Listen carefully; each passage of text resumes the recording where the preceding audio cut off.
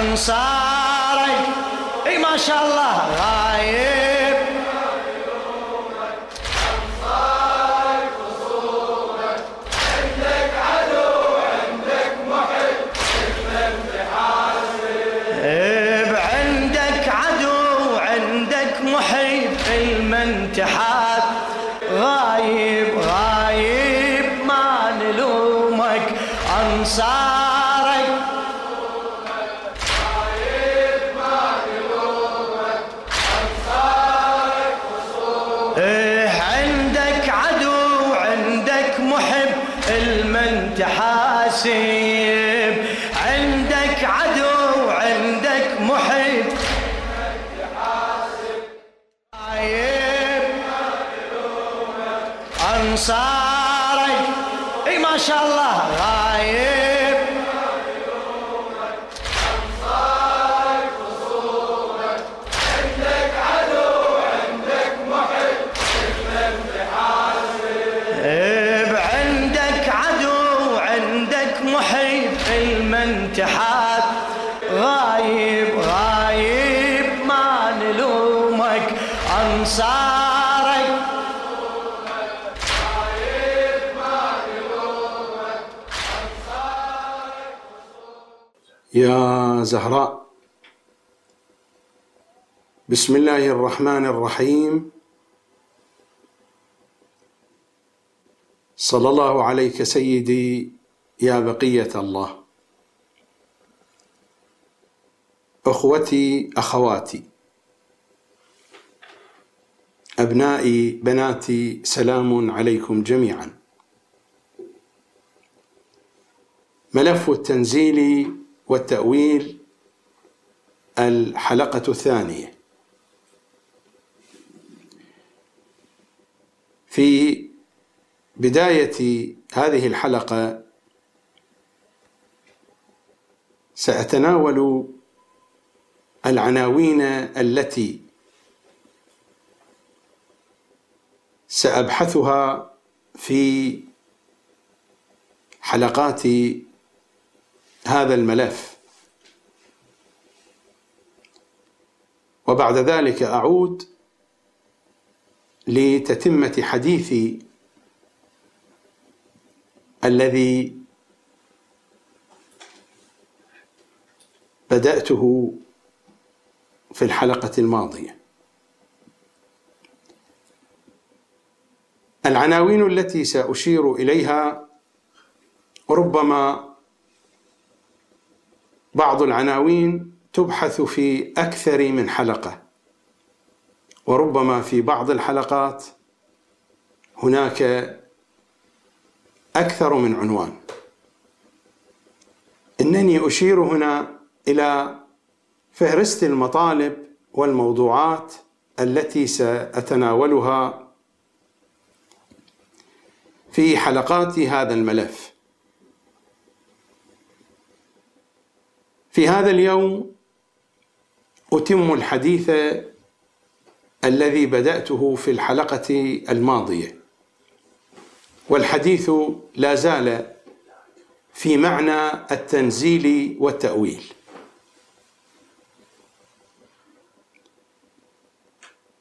وفي الحلقة القادمة سيكون هناك تطبيق عملي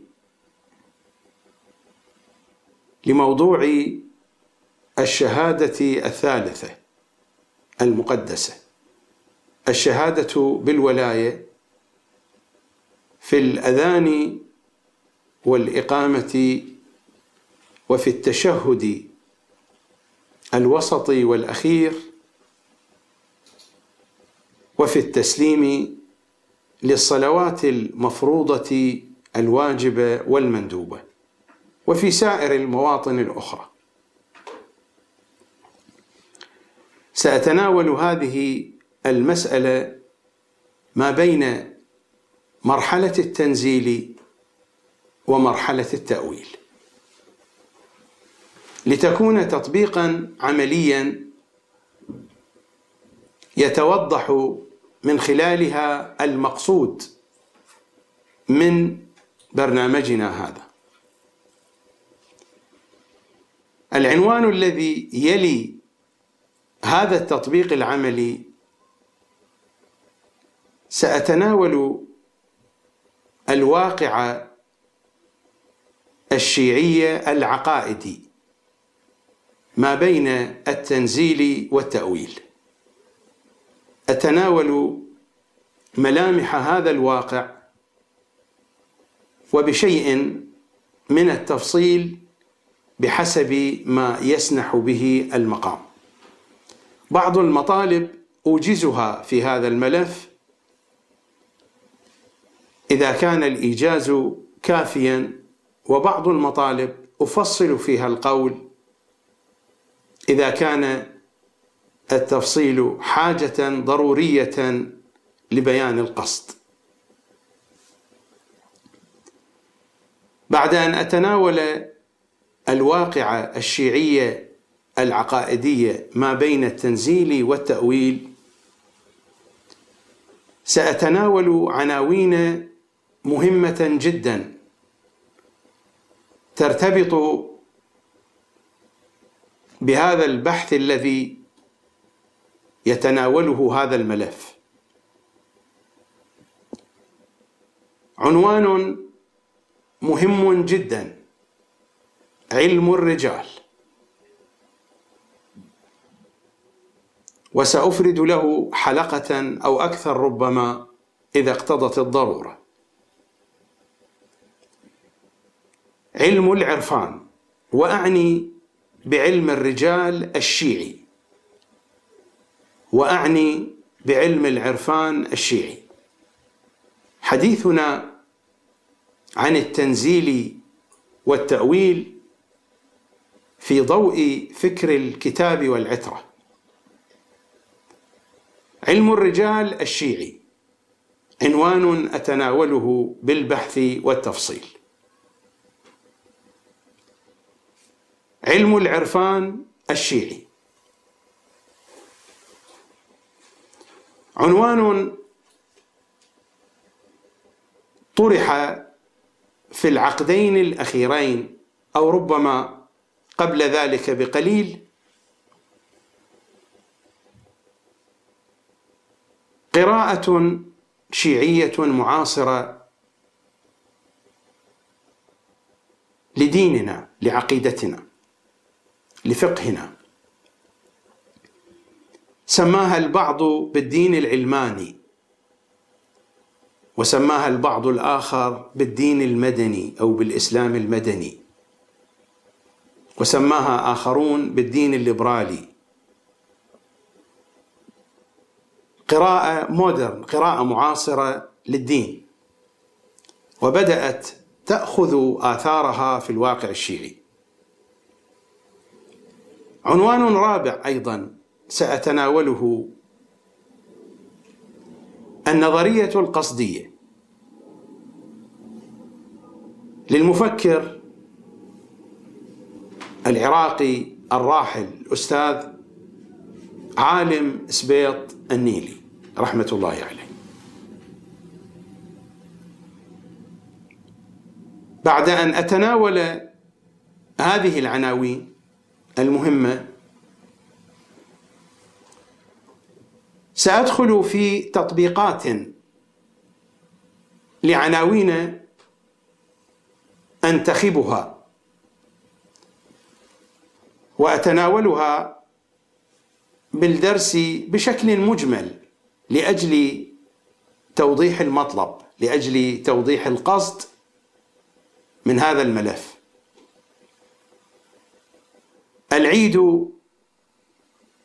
ما بين التنزيل والتأويل. زيارة الحسين صلوات الله عليه ما بين التنزيل والتأويل.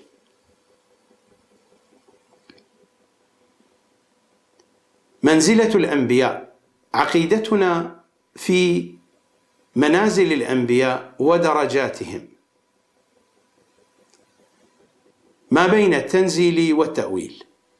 الرجعة، عقيدة الرجعة ما بين التنزيل والتأويل. أصول الدين ما بين التنزيل والتأويل. تطبيقات أتناولها وفقا لملامحها ما بين مرحلة التنزيل وما بين مرحلة التأويل. وبعد كل هذه العناوين أصل إلى العنوان الرئيس: فاطمة صلوات الله عليها ما بين التنزيل والتأويل. فاطمة ما بين الكتاب والعترة، ما بين التنزيل والتأويل. ثم أتناول هذا العنوان: فاطمة بين علماء الشيعة. والمعرفة الفاطمية كما بينت في الحلقة الماضية هي البوابة وهي الوسيلة لمعرفة إمام زماننا. لذا سينفتح عنوان هنا: ملامح معرفة الإمام المعصوم ما بين التنزيل والتأويل. وبعد هذا العنوان: ملامح معرفة الإمام المعصوم، معرفة إمام زماننا بين علماء الشيعة. وبعد ذلك تأتينا الخاتمة، خاتمة هذا البرنامج. هذه هي العناوين الرئيسة التي سأتناولها إن شاء الله تعالى في حلقات هذا الملف. بعد هذا البيان الموجز لفهرست مطالب وموضوعات وعناوين هذا الملف، أعود لأتم حديثي من حيث انتهيت في الحلقة الماضية، وهي الحلقة الأولى، وها نحن في الحلقة الثانية. خلاصة سريعة لما تقدم في الحلقة الماضية. بعد بيان نقاط مهمة تتعلق بالبرنامج، أجبت عن سؤالين. السؤال الأول: لماذا هذا الملف؟ وخلاصة الجواب وزبدته: شيعي أنا ولي إمام أنتظره وينتظرني. أريد الدخول في فنائه الشريف كي أكون من الممهدين ومن المحيين لأمره صلوات الله عليه. جواز العبور إلى هذا الفناء الشريف هو معرفته، ومعرفته بالنورانية. البوابة التي توصلني إلى هذه المعرفة هي الهوية الصادرة من الصديقة الكبرى المصدقة بالتصديق الفاطمي. فإنا نسألك إن كنا صدقناك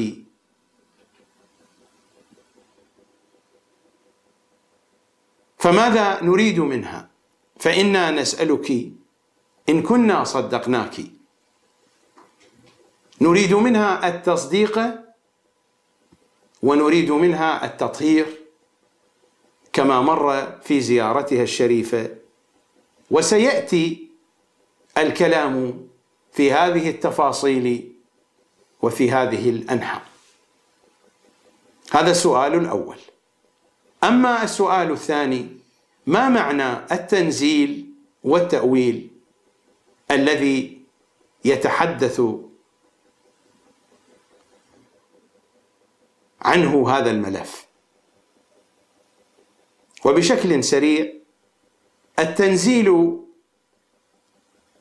هو عنوان لكيفية نزول القرآن، وعنوان للقرآن نفسه، وعنوان للمضمون الذي بينه النبي من تفسير القرآن أو للذي فهمه المسلمون أيام النبي وأقرهم النبي صلى الله عليه وآله على ذلك. والمضمون الرابع أو المعنى الرابع للتنزيل أن التنزيل هو التأويل، حيث يتماهى التنزيل والتأويل في مرتبة من المراتب. يتماهى التنزيل في التأويل ويتماهى التأويل في التنزيل. أما التأويل فالمراد منه الحقيقة، تمام الحقيقة والأصل في الأشياء. تقريبا هذه خلاصة ما مر في الحلقة الماضية، وفي هذه الحلقة أتم من حيث انتهيت. أمر على آيات الكتاب الكريم، وأمر على طائفة من كلمات المعصومين صلوات الله وسلامه عليهم أجمعين. هذا هو قرآننا. التأويل في الكتاب الكريم. إذا ذهبنا إلى سورة آل عمران، والآية واضحة ومرت الإشارة إليها في الليلة الماضية، وهي الآية 7: وما يعلم تأويله إلا الله والراسخون في العلم. قطعا الحديث هنا عن حقيقة الكتاب الكريم، عن الحقائق التي تشير إليها المحكمات والمتشابهات من الآيات. هو الذي أنزل عليك الكتاب منه آيات محكمات هن أم الكتاب وأخر متشابهات. المضمون الذي تشير إليه المحكمات والمتشابهات هو هذا التأويل، هي هذه الحقيقة. التأويل هو الحقيقة. وما يعلم تأويله وما يعلم حقيقته إلا الله والراسخون في العلم. أما التأويل الذي يشيع بين الناس وهو المعنى الثانوي وليس المعنى الأصيل وليس المعنى الرئيس وليس المعنى الأساس، ذلك لا علاقة له بمنهج الكتاب والعترة. التأويل هو الحقائق. إذا نذهب على سبيل المثال إلى سورة النساء، تلك كانت الآية 7: وما يعلم تأويله إلا الله والراسخون في العلم. إذا نذهب إلى سورة النساء وإلى الآية 59: يا أيها الذين آمنوا أطيعوا الله وأطيعوا الرسول وأولي الأمر منكم. الآية واضحة لشيعة أهل البيت، معناها واضح. يا أيها الذين آمنوا أطيعوا الله وأطيعوا الرسول وأولي الأمر منكم، فإن تنازعتم في شيء فردوه إلى الله والرسول إن كنتم تؤمنون بالله واليوم الآخر ذلك خير وأحسن تأويلا. أحسن تأويلا إرجاع الشيء إلى أحسن حالاته، إلى حقيقته، إلى أصله. الحديث هنا عن طاعة الله وطاعة رسوله وأولي الأمر، والرجوع إليهم ذلك خير وأحسن تأويلا. التأويل هو الحقيقة. وإذا ذهبنا إلى سورة يونس إلى الآية 39: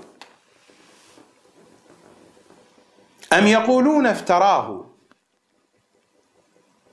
قل فأتوا بسورة مثله. هذه الآية 38، وبعدها تأتي الآية 39 وهي المقصودة، إنما أقرأها ليتضح المعنى.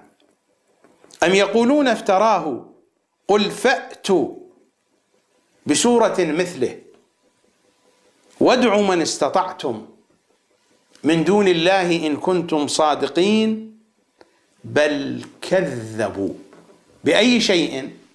بل كذبوا بما لم يحيطوا بعلمه وما يعلم تأويله إلا الله والراسخون. بل كذبوا بما لم يحيطوا بعلمه ولما يأتهم تأويله. كذبوا من دون أن يعرفوا الحقيقة، ولما يأتهم تأويله ولما تأتهم الحقيقة. التأويل هو الحقيقة والتأويل هي الحقائق. إذا ذهبنا إلى سورة يوسف، وسورة يوسف من أكثر سور القرآن استعملت فيها هذه المادة وهذه الكلمة وهذا المصطلح.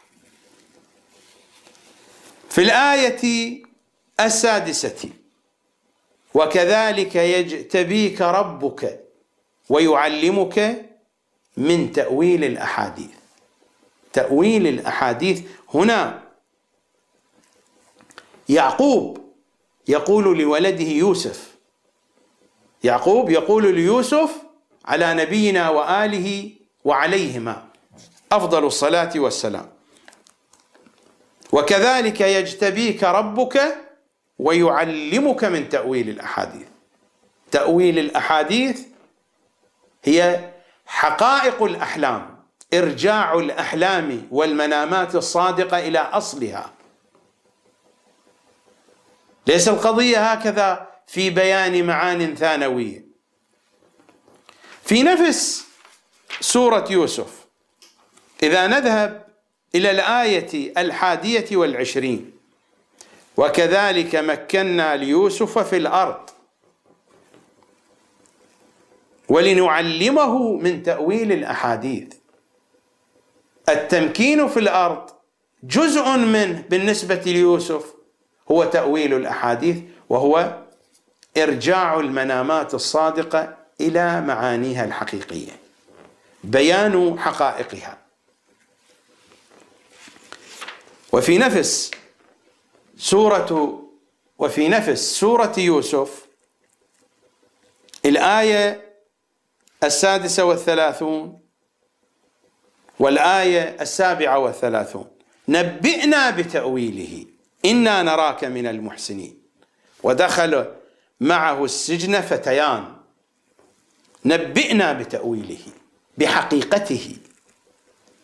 في الآية التي بعدها قال لا يأتيكما طعام ترزقانه إلا نبأتكما بتأويله، بحقيقته،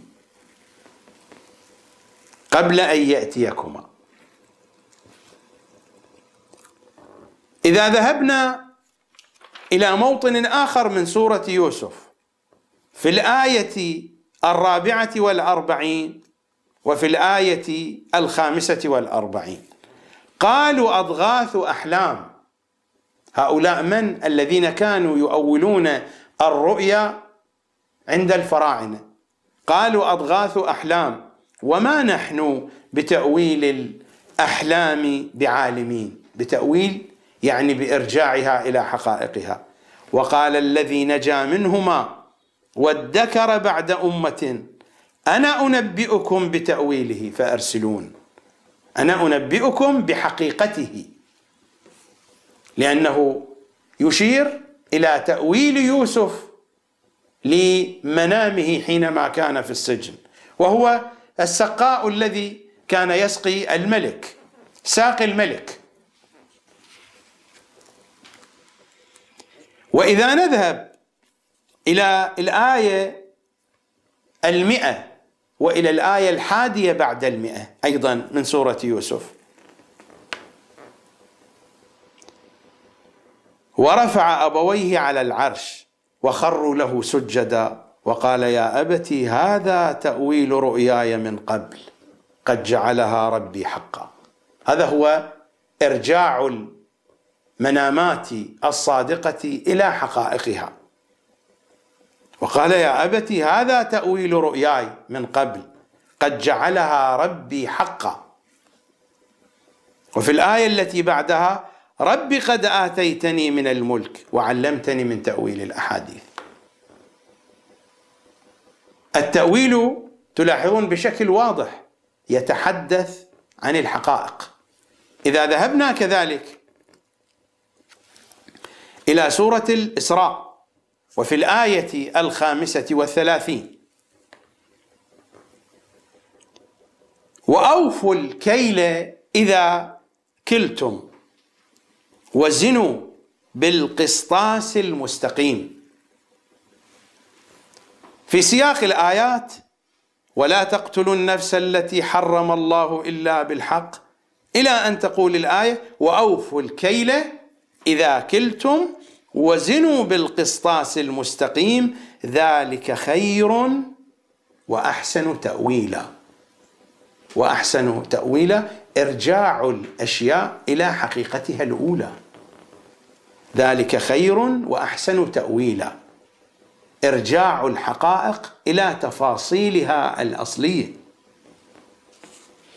نفس المضمون في سورة الكهف في قصة موسى والخضر في الآية 78: قال هذا فراق بيني وبينك. الخضر يقول لموسى: هذا فراق بيني وبينك سأنبئك بتأويل ما لم تستطع عليه صبرا. بماذا أخبره؟ بحقائق الأمور، بحقائق الأحداث. سأنبئك بتأويل ما لم تستطع عليه صبرا. أما السفينة وأما الغلام وأما الجدار، التفاصيل التي جاءت مذكورة في قصة موسى والخضر، إلى أن يقول في نهاية الآية 82: ذلك تأويل ما لم تستطع عليه صبرا. ذلك تأويل ما لم تستطع عليه صبرا. تلك هي حقائق الأحداث. الخضر هنا عليه السلام أرجع الأحداث إلى أوليتها، أرجع الأحداث إلى أصلها، كما كان يوسف عليه السلام يرجع المنامات الصادقة إلى أصلها، إلى حقيقتها. وما يعلم تأويله إلا الله والراسخون في العلم هم الذين يرجعون الأشياء إلى حقائقها، لأنهم هم العالمون بحقائق الحقائق. بقيت هناك آية واحدة سيأتي ذكرها، ذكرت هذه المادة، مادة التأويل، سيأتي الحديث عنها حينما أتناول أمثلة من كلمات المعصومين صلوات الله وسلامه عليهم أجمعين. ونحن هكذا دوما ما بين الكتاب والعترة. الكتاب والعترة لن يفترقا، والتأويل لن يكون متقوما وقائما وموجودا من دون هذين العمودين، الكتاب والعترة. إذا ذهبنا إلى سورة البقرة كي نتلمس معنى التأويل، التأويل الذي أتحدث عنه ليس أسلوبا لفهم القرآن وليس أسلوبا لفهم الحديث. كما بينت في الحلقة الماضية أن التنزيل هي مرحلة الدين الأولى في زمن تبليغه الأول في زمان النبي، وانتهت هذه المرحلة ببيعة الغدير. كان هناك جملة من الصحابة أمثال سلمان وأبي ذر ممن دخلوا في مرحلة التأويل أيام النبي، لكن الأمة بشكل عام دخلت في مرحلة التأويل حين بايعت بيعة الغدير. نعم، كان رسول الله صلى الله عليه وآله وسلم يمهد لمرحلة التأويل، وكان يحاول أن يقرب الأمة إلى هذه المرحلة حتى أدخلها بشكل رسمي وبشكل قطعي حين كانت بيعة الغدير وبدأت مرحلة التأويل. بعبارة أخرى، أن مرحلة التأويل نسخت مرحلة التنزيل، وهذا هو السر في وجود ناسخ ومنسوخ، في وجود محكم ومتشابه، إن كان ذلك في القرآن أو في حديث العترة. وهذا السر، وجود الناسخ والمنسوخ، وجود المحكم والمتشابه، وسائر التفاصيل الأخرى. السر في ذلك، السر ليس لإضلال الناس وليس لتجهيل الناس، ولكن لأن الدين على مراحل، ولم تكتمل مرحلة التأويل، إنما تكتمل مرحلة التأويل بظهور إمام زماننا. أئمتنا طيلة الفترة الزمانية التي عاشوها كانوا يتدرجون في تربية الأمة، في تربية شيعتهم على التأويل، حتى تكتمل هذه المرتبة باكتمال العقول وباكتمال القلوب حينما يبسط عدله على كل الأرض صلوات الله وسلامه عليه. المثال الذي ذكرته في يوم أمس أعيده وأكرره دائما، وأضيف إليه مثالا آخر. كما قلت بأن النبي صلى الله عليه وآله 10 سنوات في المدينة، وكل سنة هي عبارة عن 52 أسبوع، يعني هناك 52 جمعة، وكان النبي يصلي الجمعة، وفي كل جمعة خطبتان، يعني 1040 خطبة. حتى لو أردنا أن نحذف منها 3/4 يبقى أكثر من 200 خطبة. أين هذه الخطب؟ المخالفون ما رووها. لماذا لم يروها الأئمة؟ علما أن المعروف عند الشيعة والسنة أن تشريع صلاة الجمعة كان في مكة وليس في المدينة. نعم، لم يقمها النبي صلى الله عليه وآله في مكة، لم يقمها في مكة لعدم توفر الشروط، وإلا هذه الحادثة معروفة في كتب الحديث، في كتب التاريخ. بعد بيعة العقبة النبي صلى الله عليه وآله حين بعث مصعب بن عمير إلى المدينة، مصعب بن عمير صلى الجمعة في الأنصار في المدينة، والنبي صلى الله عليه وآله في هجرته لما وصل إلى مسجد قباء صلى صلاة الجمعة في مسجد قباء. قد يختلف المؤرخون أصحاب الحديث أصحاب السير، ولكن أكيدا أن أول صلاة صلاها النبي في المدينة هي صلاة الجمعة، يعني عندنا 1020 خطبة. كم عدد الخطب التي ربما خطبها النبي صلى الله عليه وآله في المدينة، وكم عدد الخطب التي لم يخطبها بسبب سفره أو لخروجه في حرب؟ سيكون عدد الخطب التي لم تخطب قليل، يعني هناك عدد هائل، مئات من الخطب ما رويت لنا. لماذا؟ لأنها تتناسب مع عصر التنزيل. وشيء آخر، النبي صلى الله عليه وآله الكتاب الكريم واضح. الآن إذا نذهب إلى سورة الجمعة على سبيل المثال، ماذا نقرأ في سورة الجمعة؟ هو الذي بعث في الأميين رسولا منهم يتلو عليهم آياته ويزكيهم ويعلمهم الكتاب والحكمة. يعني أن النبي صلى الله عليه وآله علمهم الكتاب، علمهم الحكمة. ولكن أين أحاديث النبي في تفسير القرآن؟ دعني من المخالفين، حتى المخالفون الأحاديث الموجودة عندهم أحاديث قليلة. دعني من المخالفين، أكثر الأحاديث ينقلونها عن الصحابة، وكثير من هذه الأحاديث التي تنقل عن الصحابة ليس معلوما حتى بحسب مقاساتهم قد أخذت عن النبي. لا أريد الحديث عن المخالفين، لا شأن لنا بهم، ولكن في كتبنا الحديثية أحاديث النبي في بيان معاني القرآن قليلة.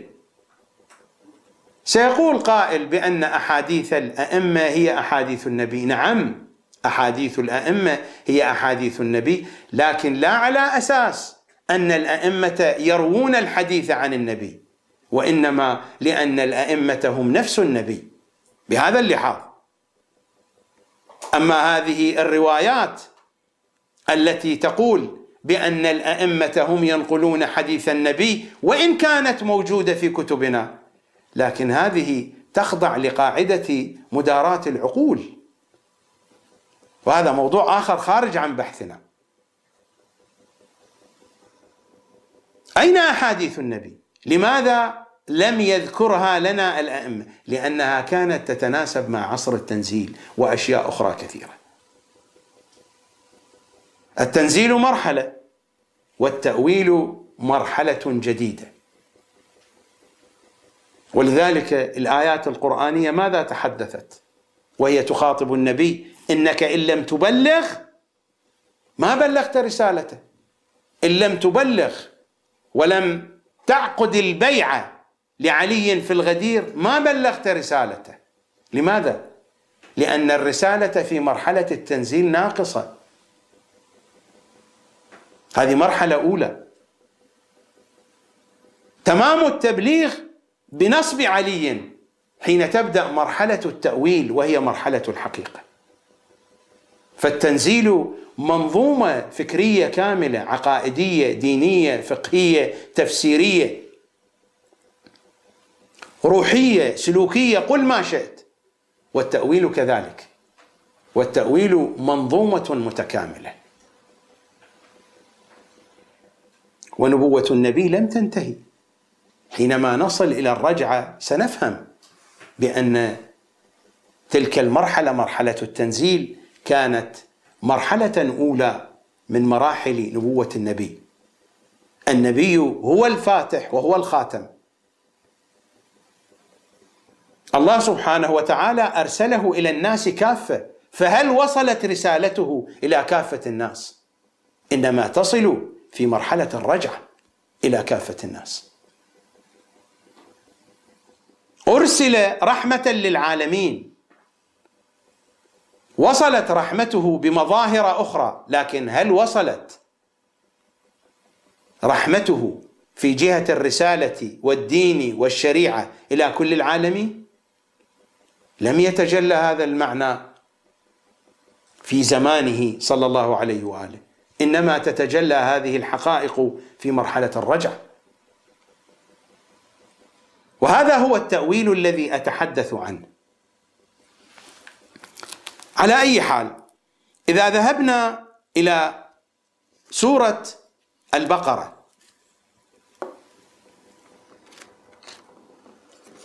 وإلى الآية 53 بعد 200. أنا هنا فقط بصدد نماذج من الآيات، نماذج من الروايات، وفي يوم غد سنأخذ تطبيقا على موضوع الشهادة الثالثة. الآية 53 بعد 200: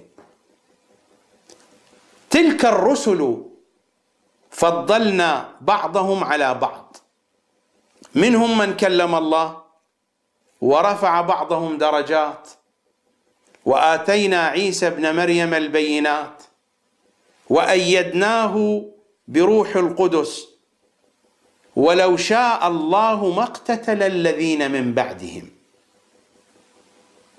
الكلام هنا القسم الأول: تلك الرسل فضلنا بعضهم على بعض، منهم من كلم الله ورفع بعضهم درجات، وآتينا عيسى ابن مريم البينات، وأيدناه بروح القدس. هذا واضح الكلام.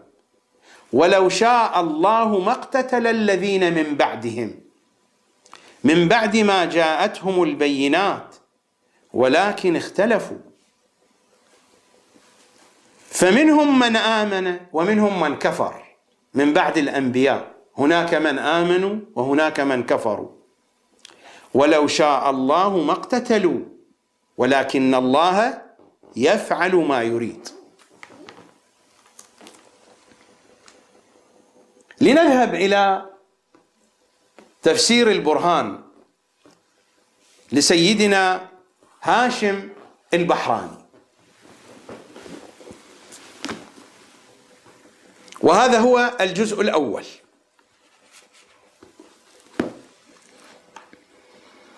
الرواية ينقلها عن الشيخ الطوسي من كتابه الأمالي بسنده عن الأصبغ ابن نباتة قال: جاء رجل إلى علي. متى هذا؟ جاء رجل إلى علي، كان ذلك في واقعة الجمل. جاء رجل إلى علي فقال: يا أمير المؤمنين، هؤلاء القوم الذين نقاتلهم الدعوة واحدة.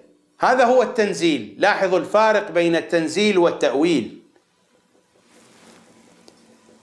هؤلاء القوم الذين نقاتلهم الدعوة واحدة، العناوين العامة واحدة، والرسول واحد، والصلاة واحدة، والحج واحد، فبما نسميهم؟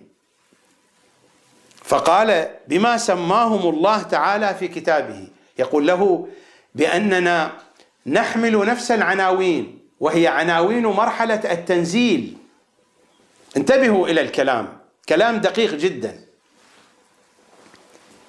جاء رجل إلى علي عليه السلام فقال: يا أمير المؤمنين، هؤلاء القوم الذين نقاتلهم الدعوة واحدة، والرسول واحد، والصلاة واحدة، والحج واحد، فبما نسميهم؟ هذا يمكن أن تجده حتى في الواقع الشيعي الآن. فقال: بما سماهم الله تعالى في كتابه. فقال: ما كل ما في كتاب الله أعلمه. قال: أما سمعت الله تعالى يقول في كتابه: تلك الرسل فضلنا بعضهم على بعض، منهم من كلم الله ورفع بعضهم درجات، وآتينا عيسى ابن مريم البينات، وأيدناه بروح القدس، ولو شاء الله ما اقتتل الذين من بعدهم من بعد ما جاءتهم البينات ولكن اختلفوا، فمنهم من آمن ومنهم من كفر. فلما وقع الاختلاف كنا نحن أولى بالله عز وجل. وقع الاختلاف إن في مرحلة التأويل. أولئك تمسكوا بالتنزيل وحرفوا التنزيل أيضا، وقع الاختلاف هنا ستقاتلهم يا علي على التأويل كما قاتلت على التنزيل. فلما وقع الاختلاف كنا نحن أولى بالله، أولى بفهم الرسالة وفق التأويل، لا بفهم الرسالة وفق التنزيل كما يفهمه الطرف الآخر مع تحريفه. فلما وقع الاختلاف كنا نحن أولى بالله عز وجل وبالنبي صلى الله عليه وآله وبالكتاب وبالحق، فنحن الذين آمنوا وهم الذين كفروا. الآية هي أشارت إلى ذلك، فمنهم من آمن ومنهم من كفر.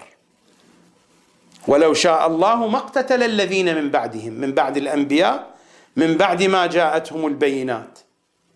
البينات اتضحت في بيعة الغدير بشكل واضح، ولكن اختلفوا، فمنهم من آمن ومنهم من كفر. أمير المؤمنين يقول: فنحن الذين آمنوا وهم الذين كفروا. لذلك في الروايات أن عائشة أخذت قبضة من تراب ورمتها على جيش أمير المؤمنين، أرادت أن تفعل كفعل النبي في بدر حين تخاطبه الآية: وما رميت إذ رميت ولكن الله رمى. ماذا قال لها أمير المؤمنين؟ وما رميت إذ رميت ولكن الشيطان رمى. وهم الذين كفروا وشاء الله قتالهم بمشيئته وإرادته. هذا الحديث رواه الشيخ المفيد في الأمالي أيضا، ورواه الشيخ الطوسي في أماليه أيضا في مجالسه، ورواه الشيخ العياشي في تفسيره، ومصادر كثيرة أخرى لهذا الحديث.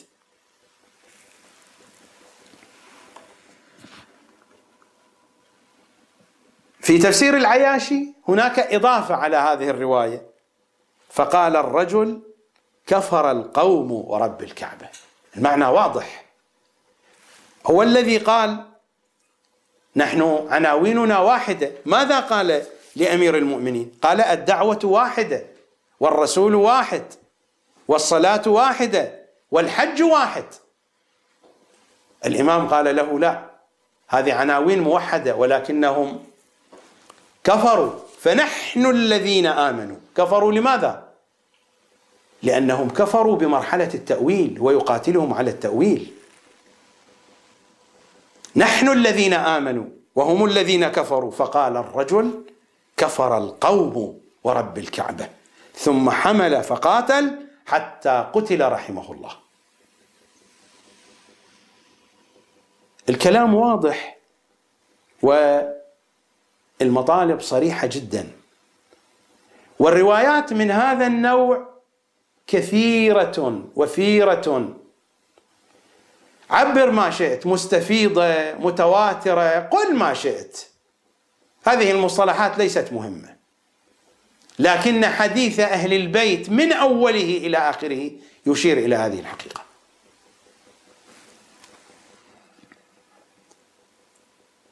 الميزان إذن بين الإيمان والكفر من هو؟ هنا الميزان من هو؟ الميزان علي صلوات الله عليه. الميزان هو التأويل، هو أن التأويل نسخ التنزيل، هو الدخول في المرحلة الجديدة. كما كان النبي أولى من المؤمنين بأنفسهم، فإن عليا بنص بيعة الغدير أولى من المؤمنين بأنفسهم. أليس قرأت في ليلة البارحة على مسامعكم خطبة الغدير، ومن جملة ما كانت من شروط في بيعة الغدير أن مفسر القرآن علي فقط، والتفسير هو التماهي ما بين التنزيل والتأويل. التفسير هو التنزيل والتأويل، التفسير هو الحقيقة، التي يتعانق فيها التنزيل والتأويل، وحقيقة كل شيء مردها إلى مستوى التأويل. حينما نذهب إلى بصائر الدرجات لنرى أن ميزان الحقيقة أين؟ في بصائر الدرجات لشيخنا أبي جعفر الصفار رضوان الله تعالى عليه من أصحاب إمامنا الزاكي العسكري، الرسالة التي وجهها إمامنا الصادق إلى المفضل بن عمر، رسالة طويلة، وقد نأتي في تفاصيل حلقات هذا البرنامج على الإشارة إلى أهم مضامينها. لكن ماذا يقول الإمام الصادق؟ ثم إني أخبرك أن الدين وأصل الدين هو رجل، هو علي، هو الإمام المعصوم، هو الحجة بن الحسن. ثم إني أخبرك أن الدين وأصل الدين هو رجل، وذلك الرجل هو اليقين وهو الإيمان. أصل الدين واحد، اليقين واحد، الإيمان واحد. من هو؟ هو رجل. الإيمان رجل، اليقين رجل، الدين رجل. ثم إني أخبرك أن الدين وأصل الدين هو رجل، وذلك الرجل هو اليقين وهو الإيمان، وهو إمام أمته وأهل زمانه. فمن عرفه عرف الله، من عرف هذا الرجل عرف الله. هذا هو التأويل، معرفة الله، معرفة الإمام. نحن لسنا في مرحلة التنزيل. هذا الخبط والخلط الذي يقع فيه علماء الشيعة كثير منهم، وخصوصا علماء الكلام والفلاسفة منهم، هذا الخبط والخلط مرده إلى عدم تمييزهم ما بين ما هو من مرحلة التنزيل وما هو من مرحلة التأويل. ولقد فهموا التأويل على أنه أسلوب للفهم.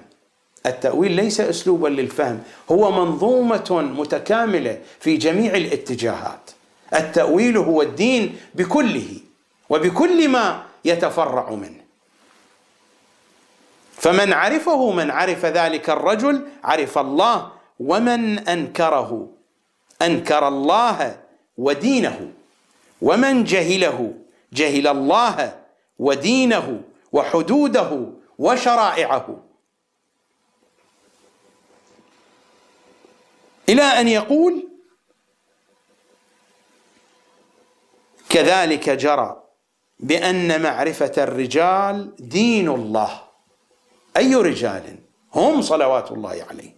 بأن معرفة الرجال دين الله، والمعرفة على وجهه معرفة ثابتة على بصيرة يعرف بها دين الله ويوصل بها إلى معرفة الله. فهذه المعرفة الباطنة الثابتة، وهي المعرفة بالنورانية التي تقدم الكلام عنها في يوم أمس، وسيأتي الحديث عنها أيضا تباعا إن شاء الله تعالى في الحلقات القادمة.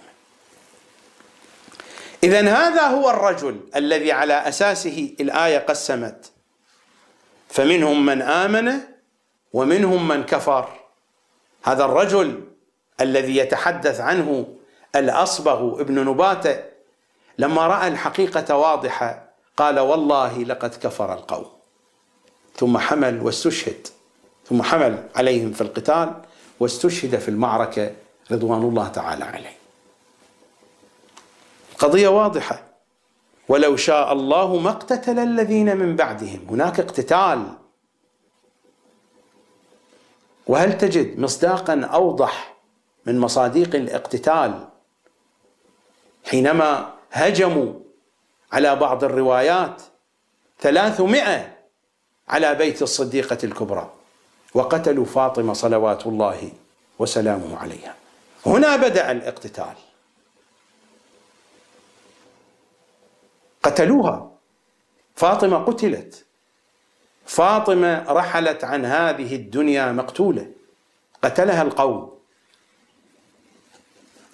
إذا نذهب إلى كتاب من كتب المخالفين لأهل البيت وهو فرائد السمطين،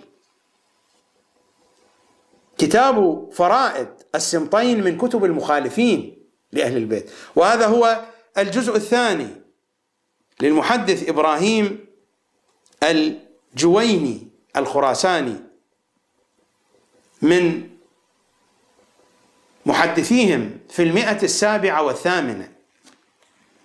هذه الطبعة طبعة دار الحبيب،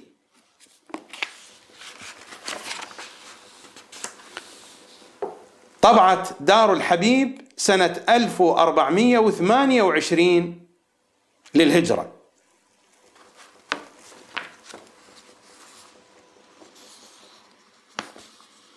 في صفحة 34 في صفحة 35 حديث ينقله الجويني الخراساني، فماذا يقول؟ حديث عن رسول الله صلى الله عليه وآله وسلم: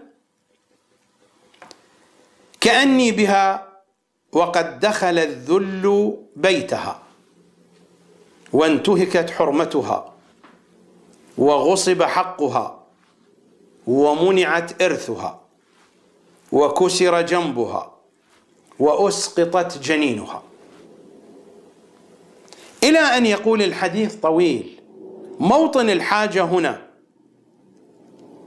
فتكون أول من يلحقني من أهل بيتي فتقدم علي فاطمة محزونة مكروبة مغمومة مغصوبة مقتولة. كلمة واضحة لا تحتاج إلى شرح وإلى بيان. الحديث بين: كأني بها وقد دخل الذل بيتها وانتهكت حرمتها وغصب حقها ومنعت إرثها وكسر جنبها وأسقطت جنينها، فتكون أول من يلحقني من أهل بيتي فتقدم علي محزونة مكروبة مغمومة مغصوبة مقتولة. فاطمة قتلت. متى قتلت؟ بعد رسول الله، والآية واضحة: ولو شاء الله ما اقتتل الذين من بعدهم. وليس القضية حادثة طارئة، هجوم 300 رجل ونار وسيوف وسياط وضرب وركل واسقاط جنين وإلى سائر التفاصيل الأخرى. هذا في كتب المخالفين. أما في كامل الزيارات والرواية عن إمامنا الصادق وهو ينقلها عن رسول الله صلى الله عليه وآله وسلم في باب نوادر الزيارات، الحديث 11 عن صادق العترة عن حماد بن عثمان، فماذا يقول إمامنا الصادق؟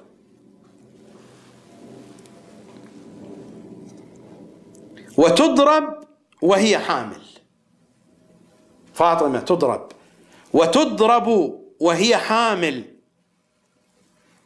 ويدخل عليها وعلى حريمها ومنزلها بغير إذن، ثم يمسها هوان وذل، ثم يمسها هوان وذل، ثم لا تجد مانعا، وتطرح ما في بطنها من الضرب وتموت من ذلك الضرب. فاطمة ماتت من الضرب.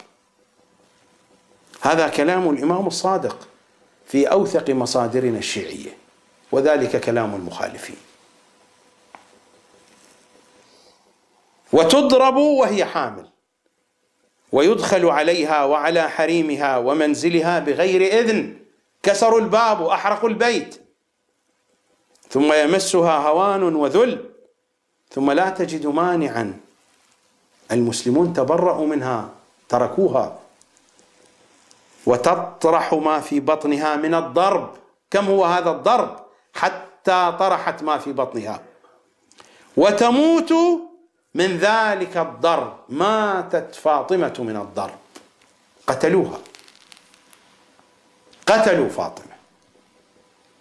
ولو شاء الله ما اقتتل الذين من بعدهم من بعد ما جاءتهم البينات ولكن اختلفوا فمنهم من آمن ومنهم من كفر.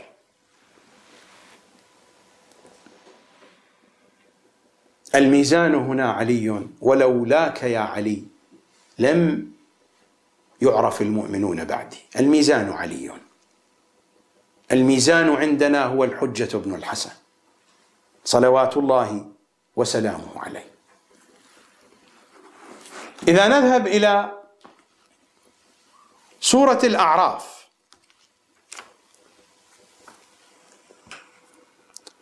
الآية التي ذكرتها قبل قليل وقلت بأنه وردت فيها مادة التأويل، وما ذكرتها وأنا أتلو عليكم آيات الكتاب الكريم التي وردت فيها مادة التأويل. الآية 53: هل ينظرون إلا تأويله يوم يأتي تأويله يقول الذين نسوه من قبل قد جاءت رسل ربنا بالحق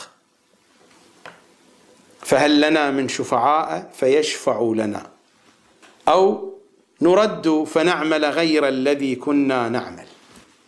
الآية 53: هل ينظرون إلا تأويله. ينظرون، التأويل هنا حقيقة الأمر.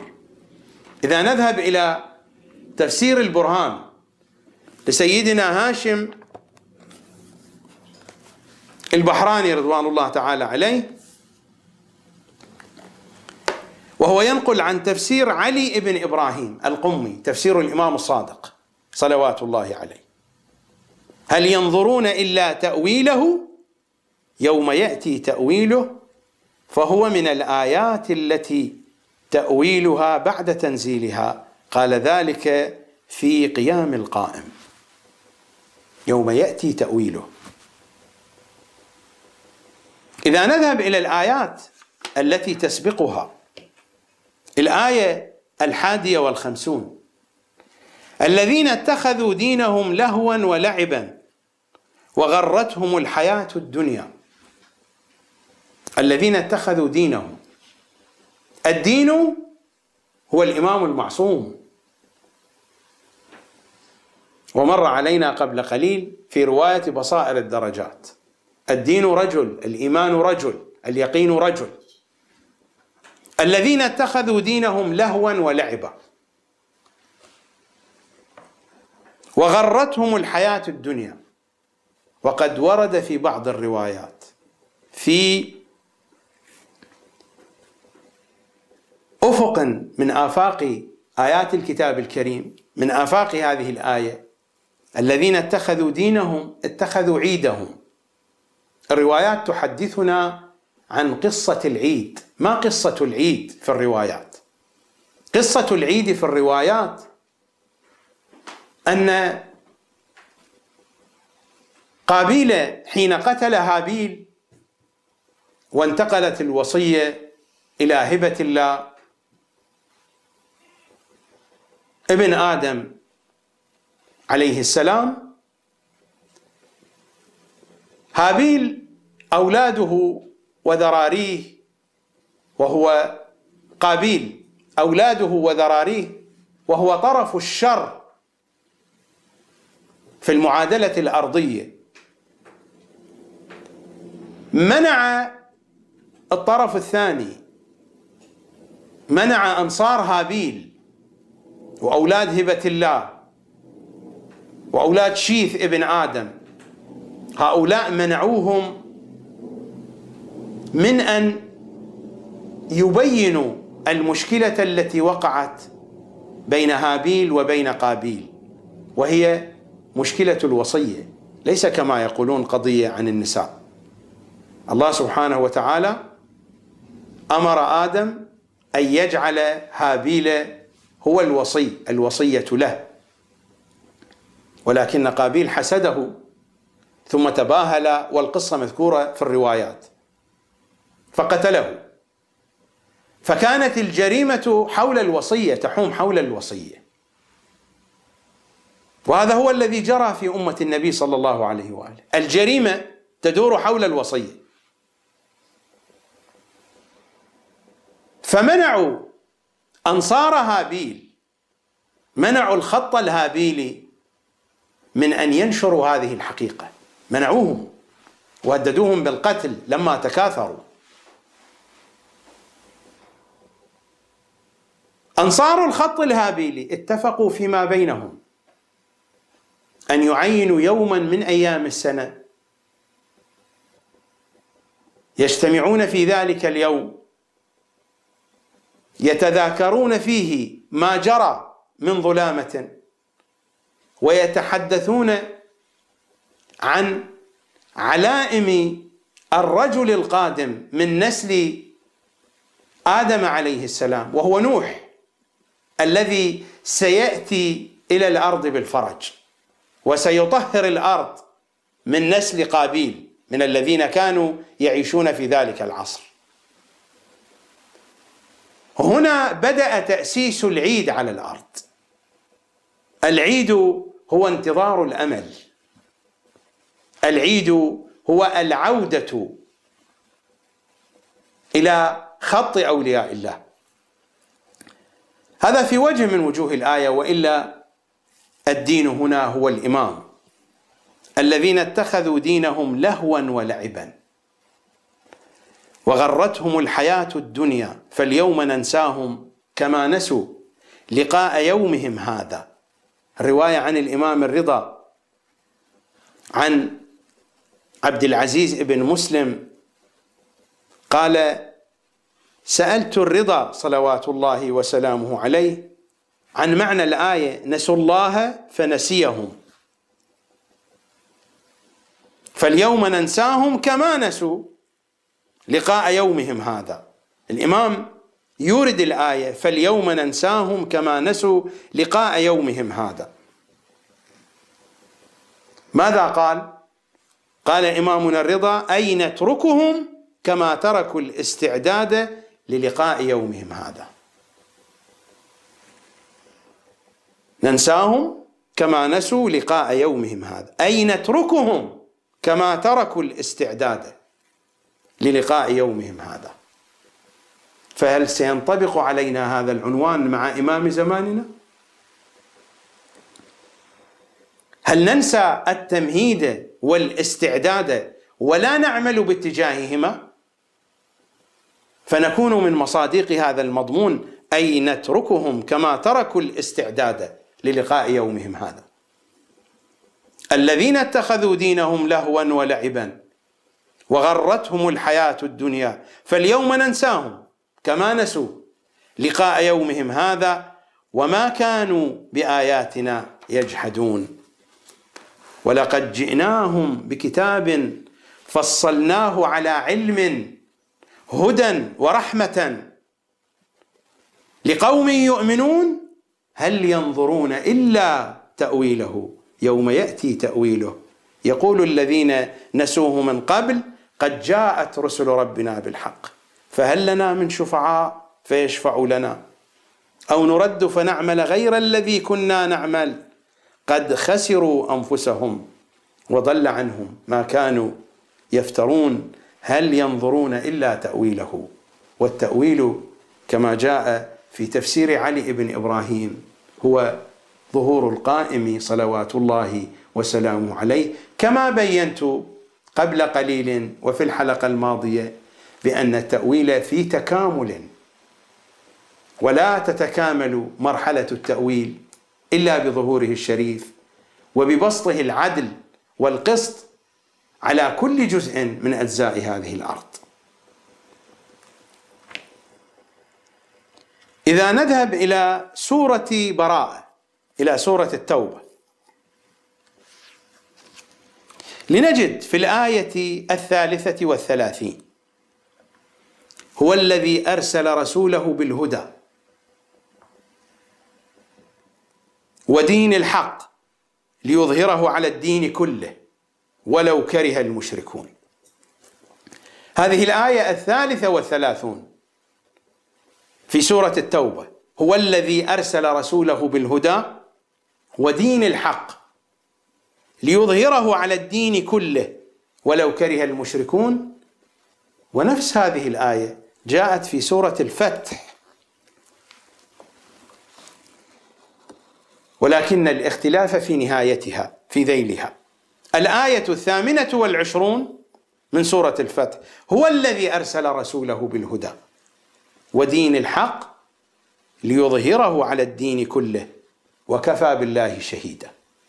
وهي 9 من سورة الصف. إذا نذهب إلى الآية 9 من سورة الصف: هو الذي أرسل رسوله بالهدى ودين الحق ليظهره على الدين كله ولو كره المشركون. إذا نذهب إلى روايات أهل البيت وإلى كلماتهم الشريفة، الرواية ينقلها شيخنا الصدوق في كمال الدين وتمام النعمة عن أبي بصير قال: قال أبو عبد الله في قوله عز وجل: هو الذي أرسل رسوله بالهدى ودين الحق ليظهره على الدين كله ولو كره المشركون، قال: والله ما نزل تأويلها بعد. لأن هذا المعنى لم يتجلى واضحا. هو الذي أرسل رسوله بالهدى ودين الحق ليظهره على الدين كله، لأن مرحلة التنزيل تمت وانتهت، ولكن مرحلة التأويل لا زالت متصلة. والله ما نزل تأويلها بعد. الآية واضحة: هو الذي أرسل رسوله بالهدى ودين الحق. أرسله بالهدى ودين الحق. ألم يبلغ الهدى ودين الحق في أيام حياته صلى الله عليه وآله؟ الإمام يقول هنا: والله ما نزل تأويلها بعد ولا ينزل تأويلها حتى يخرج القائم. هذه الحقائق لن تتجلى إلا بظهوره الشريف صلوات الله وسلامه عليه. التنزيل مرحلة منظومة متكاملة نسخها التأويل، والتنزيل والتأويل متداخلان. هناك جهات يكون التنزيل فيها هو التأويل، وجهات يأتي التأويل فينسخ التنزيل. وهذه هي الإشكالية الكبيرة التي وقع فيها الكثير من علماء الشيعة في عدم فهمهم لحديث أهل البيت، فاضطروا إلى إلغاء نسبة كبيرة من حديث أهل البيت ووضعوه جانبا، وتمسكوا فقط بالأحاديث التي تتناسب مع مرحلة التنزيل، مع أن التنزيل كانت مرحلة تمهيدية واقترن تمامها وكمالها ببيعة الغدير. يعني لو أن بيعة الغدير لم تكن ولم يعلن للأمة بشكل رسمي أن مرحلة التأويل قد بدأت مع علي الذي سيقاتل عليه، لما كان هناك شيء من دين، فما بلغت رسالته. القضية واضحة جدا، ولا تحتاج إلى طويل تأمل. ولكن المشكلة صارت أن الأحاديث التي يتناولها علماؤنا يعرضونها على مرحلة التنزيل، مع أن مرحلة التنزيل مرحلة نسخها التأويل. ولهذا السبب جاء القرآن وجاء الحديث فيه ناسخ ومنسوخ، وفيه محكم ومتشابه وإلى آخره. وأعتقد أن المطالب تتضح شيئا فشيئا. أخذ نماذج من كلمات أهل البيت، من أحاديث أهل البيت التي تشير إلى أي شيء، تشير إلى حقيقة التأويل، إلى جهات من التأويل، نماذج ميسرة مبسطة، وإلا فحديث أهل البيت كله يدور مدار التأويل، مدار مرحلة التأويل. هذا كتاب معاني الأخبار لشيخنا الصدوق، ويمكن أن أقول بأن أكثر رواياته وأكثر أحاديثه هي تدور حول مصادق واضحة وشاخصة من مرحلة التأويل، لكنني أورد هذه الرواية على سبيل المثال. الرواية عن إمامنا الرضا علي بن الحسن بن فضال، شخصية معروفة من الشخصيات المعروفة من رواة الحديث، عن أبيه قال: سألت الرضا أبا الحسن عليه السلام فقلت له: لم كني النبي صلى الله عليه وآله بأبي القاسم؟ التفتوا إلى هذه الرواية، رواية جميلة. ابن فضال يسأل الإمام الرضا: لم كني نبينا بأبي القاسم؟ سألت الرضا أبا الحسن عليه السلام فقلت له: لم كني النبي صلى الله عليه وآله بأبي القاسم؟ فقال: لأنه كان له ابن يقال له قاسم فكني به. كان له ابن يقال له قاسم فكني به. قال: فقلت له: يا ابن رسول الله، فهل تراني أهلا للزيادة؟ يعني هذا الكلام من مرحلة التنزيل، أريد كلاما من مرحلة التأويل. ابن فضال يسأل الإمام الرضا: لما كني رسول الله بأبي القاسم؟ قال: كان له ولد يقال له قاسم، القاسم فكني به. فقلت له: يا ابن رسول الله، فهل تراني أهلا للزيادة أن تخرجني من مرحلة التنزيل؟ هذا هو معنى التقية والمداراة. الأئمة كانوا يدارون ويتقون، يجيبون بأجوبة تتناسب مع مرحلة التنزيل لا مع مرحلة التأويل. فقلت له: يا ابن رسول الله، فهل تراني أهلا للزيادة؟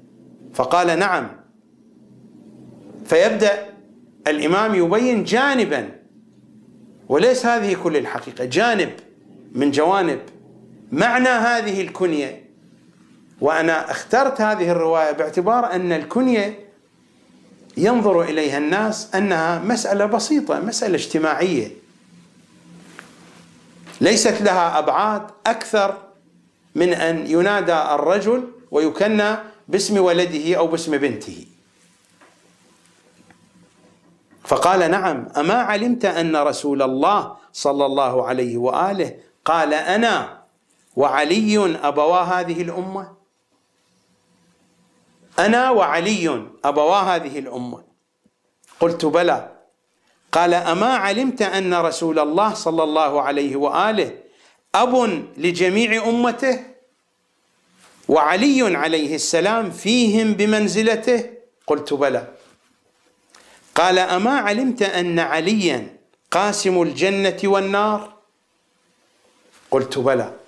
قال: فقيل له أبو القاسم، قيل للنبي أبو القاسم لأنه أبو قاسم الجنة والنار، لأنه أبو علي. فقلت له: وما معنى ذلك؟ فقال: إن شفقة النبي صلى الله عليه وآله على أمته شفقة الآباء على الأولاد، وأفضل أمته علي بن أبي طالب. أنا وعلي أبوا هذه الأمة، هذه جهة. وجهة ثانية أنه صلى الله عليه وآله أبو علي أيضا، فعلي هو الأفضل في هذه الأمة، هذه جهة ثانية. أما علمت أن رسول الله أب لجميع أمته وعلي فيهم بمنزلته؟ قلت بلى. قال أما علمت أن عليا قاسم الجنة والنار؟ قلت بلى. قال فقيل له أبو القاسم، لأنه أبو قاسم الجنة والنار. فقلت له وما معنى ذلك؟ فقال إن شفقة النبي صلى الله عليه وآله على أمته شفقة الآباء على الأولاد، وأفضل أمته علي بن أبي طالب، إلى آخر الرواية. فقيل له أبو القاسم لأنه أب لقاسم الجنة والنار، لأن عليا هو خير البشر، ومن أبى فقد كفر، هو خير الأمة لا يقاس به أحد. وهنا كانت شفقة النبي عليه هي الشفقة الأولى، بل علي هو نفس محمد صلى الله عليه وآله، ولكنها حيثيات، ولولا الحيثيات لبطلت الحكمة، وتلك من خصائص مرحلة التأويل. هذه رواية وحديث من أحاديث إمامنا الرضا صلوات الله وسلامه عليه. حديث آخر، وهذا هو كتاب صحيفة الأبرار للميرزا محمد تقي التبريزي رضوان الله تعالى عليه. هذا هو الجزء الأول من كتاب صحيفة الأبرار. الرواية عن صادق العترة صلوات الله وسلامه عليه في الصفحة 3 بعد 400، ينقلها عن كتاب الشيخ عيسى المصري بسنده، محاورة فيما بين الإمام الصادق صلوات الله عليه وأبي حنيفة. أخذ منها موطن الحاجة لأن المحاورة طويلة. قال جعلت فداك، أبو حنيفة يسأل الإمام الصادق، قال جعلت فداك أخبرني بأي شيء. طبعا جاء أبو حنيفة مع أصحابه، جاء أبو حنيفة مع أصحابه، والمحاورة حدثت في الكوفة حين كان الإمام الصادق في الكوفة، في مقطع زماني من حياته صلوات الله عليه كان في الكوفة. في ذلك المقطع جاءه أبو حنيفة مع أصحابه، قال جعلت فداك أخبرني بأي شيء فضلتم على الناس ولا تكثر علينا فننسى. بأي شيء فضلتم على الناس، وهذا من سوء الأدب أيضا، وهو يخاطب الإمام، ولا تكثر علينا فننسى. على أي حال ليس الحديث الآن عن محاكمة أبي حنيفة. جعلت فداك أخبرني بأي شيء فضلتم على الناس.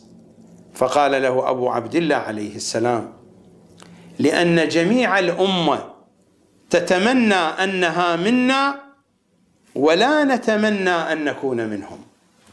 جواب واضح وصريح، لأن جميع الأمة تتمنى أنها منا ولا نتمنى أن نكون منهم. فقال أبو حنيفة كلام مفهوم موجز. فقال أبو عبد الله عليه السلام هات ما عندك أيضا، ما عندك من الأسئلة. قال أبو حنيفة جعلت فداك أخبرني عن قول رسول الله لتأمرن بالمعروف ولتنهن عن المنكر، أو ليسلطن الله عليكم شراركم ثم يدعو خياركم فلا يستجاب لهم. فقال له يا أبا حنيفة ما الأمر بالمعروف والنهي عن المنكر عندك؟ فقال أبو حنيفة جعلني الله فداك هو عندنا أن يرى الرجل آخر يعمل بما لا يرضاه الله فينهاه عنه ويأمره بطاعته والكف عن معصيته. ماذا قال الإمام؟ ليس الأمر بالمعروف والنهي عن المنكر ما ذكرت. فقال ما هو جعلني الله فداك؟ هذا المعنى الذي ذكره أبو حنيفة هو معنى تنزيلي في مرحلة التنزيل، وهو في ذيل معنى الأمر بالمعروف والنهي عن المنكر. قال ليس الأمر بالمعروف والنهي عن المنكر ما ذكرت، فقال ما هو جعلني الله فداك؟ قال المعروف يا أبا حنيفة المعروف في أهل السماء، المعروف في أهل الأرض ذاك أمير المؤمنين علي بن أبي طالب.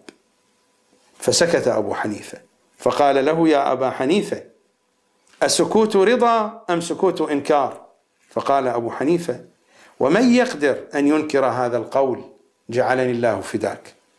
فقال له هات أخرى. فقال أخبرني عن قول الله تعالى ثم لتسألن يومئذ عن النعيم. ما النعيم الذي يسأل عنه؟ قال ما هو عندك يا أبا حنيفة؟ قال الأمن في السرب، سرب يعني الطريق، طريق السفر، الأمن في السرب وصحة البدن والقوت الحاضر. فقال يا أبا حنيفة لئن سألك الله عن كل أكلة أكلتها وشربة شربتها ليطولن عليك ذلك. قال فما هو جعلني الله فداك؟ قال نحن النعيم، فبنا أنقذ الله الناس من الضلالة وبصرهم من العمى.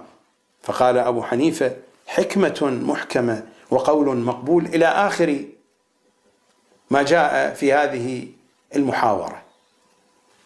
بيانات ما بين أبي حنيفة وما بين إمامنا الصادق، ما هو من مرحلة التنزيل وما هو من مرحلة التأويل، ومثل هذا كثير. إذا أردنا أن نتصفح الروايات ما جئت به من الأحاديث وما جئت به من الآيات إنما هو نماذج تعكس الفارق بين ما هو تنزيلي وبين ما هو تأويلي. خلاصة القول أن التنزيل منظومة متكاملة وأن التأويل منظومة متكاملة، قد يلتقيان في بعض الجهات ولكن يختلفان في أكثر الجهات، لذا كان التأويل ناسخا للتنزيل. وكما قلت إني أتحدث عن المضمون الذي جاء في أحاديث النبي صلى الله عليه وآله التي روتها الخاصة والعامة أنه صلى الله عليه وآله يقاتل على التنزيل وأن عليا يقاتل على التأويل. وكما قلت بأن التأويل كانت بداياته وكان التمهيد له منذ زمان النبي، لكن الأمة دخلت في هذه المرحلة في بيعة الغدير، وبقي الأئمة على طول الخط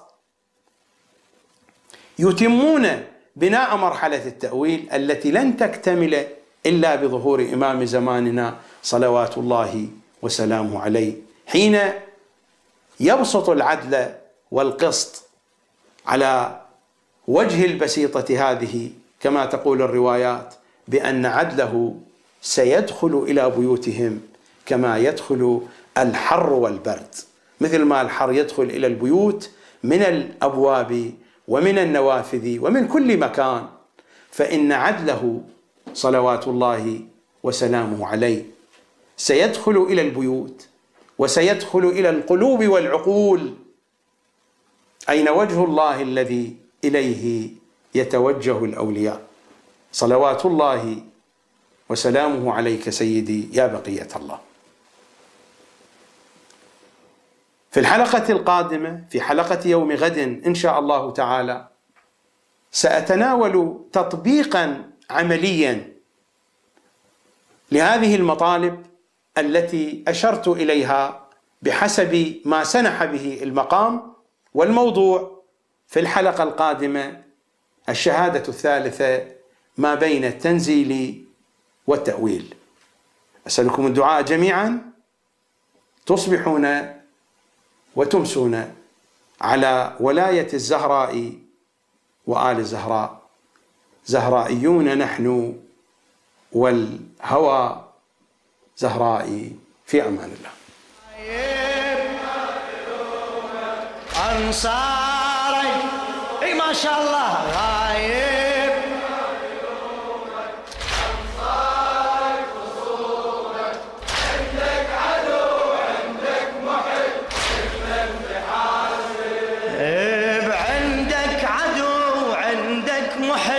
المن تحات غايب غايب ما نلومك أنصارك غايب ما نلومك أنصارك عندك عدو عندك محب المن تحاسب عندك عدو عندك محب